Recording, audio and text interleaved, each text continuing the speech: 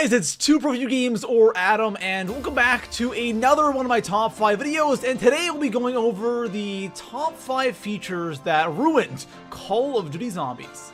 Every time Treyarch releases a new Call of Duty, they add in a bunch of new features into every Zombies mode. Some of these features work really well, but some of them don't work so well. So in this video, we'll be going over 5 features that just don't work here in Call of Duty Zombies. Now before we get into the video, I want you guys to let me know in the comment section below what are 5 features in Call of Duty Zombies that you guys really don't like. I'm really interested to see what you guys have to say. And our like goal for today's top 5 is going to be 3,000 likes. If we could hit that, guys, that would be on point. But besides that, guys, let's go ahead and start off our top 5. So coming in at number 5 on my list, I have GOBBLEGUMs, and you guys probably knew that GOBBLEGUMs was going to be somewhere on this list, but the thing about gums is you have a group of people who like gums, and then you have a group of people who are completely against GOBBLEGUMs. And the thing is, I know what Treyarch was trying to do with the gums. It kind of is supply drops, but for zombies, and it kind of gives you something to work towards with Diviniums. So I understand why they did it, but a lot of the gums are okay, but there's a handful of them that are just way too overpowered. When you look over all of the GOBBLEGUMs in Black Ops 3 Zombies, I would say the classic gums are totally okay, and a majority of the megas are fine as well, like, you know, insta-kills or max ammos, death machines, nukes, all those gums that give you the power-ups, I think are totally okay. But then there's just this group of gums that are ridiculous, and they're way too overpowered. So a GOBBLEGUM like Perkaholic, giving you all the perks at once, it's just not zombies. And then you have, you know, Power Vacuum that is just easy mode for 4 rounds. A round robin where you skip the entire round. Near-death experience, self-medication, you know, there's just that group of gums that are way too overpowered. And in a way, they kind of ruin zombies. Now, I know they are completely 110% optional, but if you have them there, you're most likely gonna use them, and it kind of changes the way zombies plays. So coming in at number 4 on my list, I have the random perk spawn system on NUKETOWN. And NUKETOWN is one of those maps where you either like this map or you absolutely hate it. Now, the problem with the spawn system is that in solo, it's not too bad in co-op since you have multiple players, but in solo, it can be very frustrating because the way it works is in solo, round 1, you'll always get revived to spawn in. That's the first perk that always spawns in.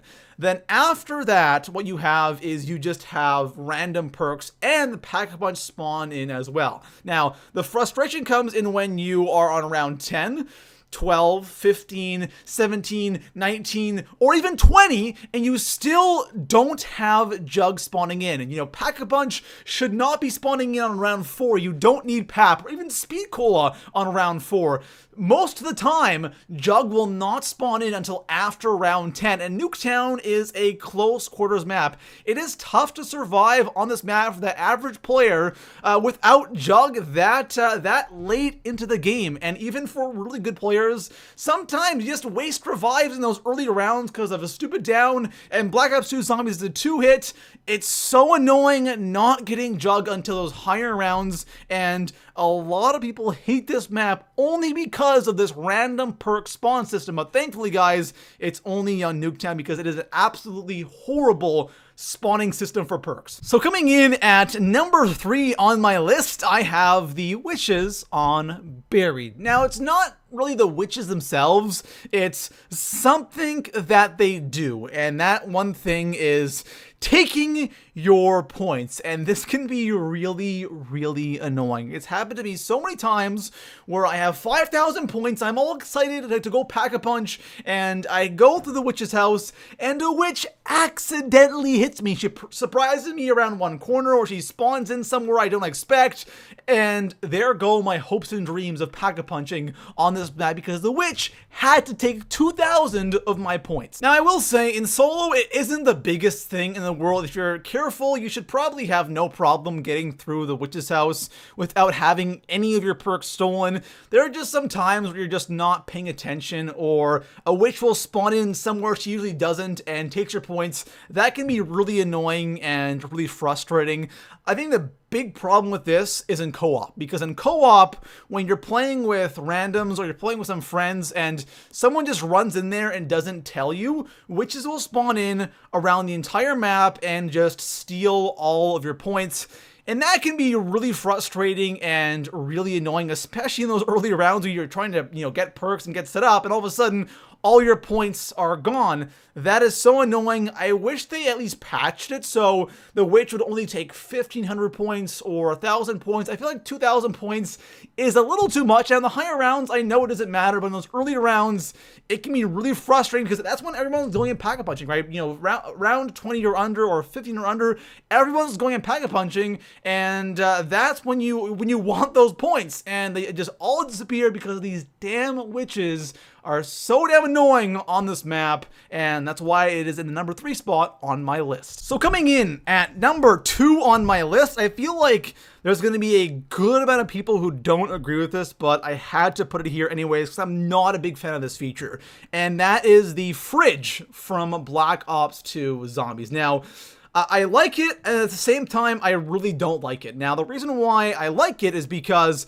on a map like Transit, I think it's totally okay. Because Transit, pack-a-punching in that map is literally just the worst thing in the world. So, I would definitely see people going onto Transit, pack-a-punching a gun, and then throwing in the fridge for their next game so they don't have to worry about pack-a-punching, right? But on a map like Buried or a map like Die Rise, where you can access the fridge literally on round 1, it kind of ruins zombies, right? You have a papped gun instantly on round 1, and even like in BO3 Zombies with Gobblegums, you usually can't even do that. You can't pap a gun or have a papped gun on round 1 unless you go crazy with extra credits and shopping freeze, which usually doesn't happen in a solo game. So getting a papped gun on round 1 to me seems a little dumb and a little stupid, especially for a map like Buried and Die Rise, which are maps that have that are really easy already. You have so many things you can do to get free perks and get set up on round 1. I don't really like the idea of having the fridge in BO2 besides Transit. And guys, believe me, there's a reason why Blundell did not put the fridge on Mob of the Dead and Origins. I just don't think it's a good feature to have in COD Zombies. So coming in at number 1 on my list, I have something that a lot of people probably could have guessed would be the number 1 spot, and that is the bank in COD Zombies. And I think we can all agree that this was one of the worst ideas ever, and it just does not belong in Zombies in any way. It's way more overpowered than Gobblegums. With Gobblegums, you can't get 250,000 points on round 1, and I don't like this. I don't like this at all. Even on a map like Transit, it does not belong in Zombies. So for those of you that don't know, in BO2 Zombies, on the maps Jimmy Zielinski made, so that was Die Rise, Transit, and Buried, there was a bank feature. You could go to the bank, you could put points in and take those points out either that game or in a separate game, as long as you're on one of those 3 maps.